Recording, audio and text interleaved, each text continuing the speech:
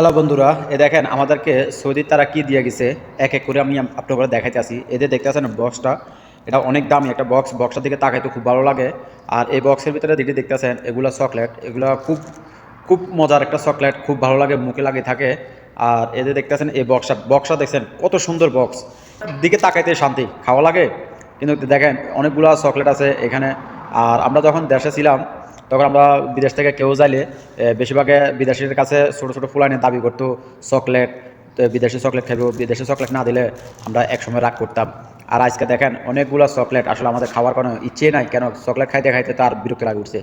আর যদি তারা অপচয় করে বেশি, তারা খাইতে পারক আর না পারক, অনেকগুলো লইব, এবারে যা খাইতে পারে খাইব আর তেল ফালাই দিব, নইলে বা আমাদেরকে আজনবী যারা আছে তারা দিয়ে দিব। তো আসলে জিনিসগুলো ভালো। এই বিস্কিট দেখতেছেন, এখানে যেগুলো জিনিস দেখতেছেন সম্পূর্ণ দামি জিনিস, আর খাইতে অসাধারণ লাগে, খুব ভালো লাগে। আর ভিডিওটা কেমন হয়েছে জানাবেন আপনারা।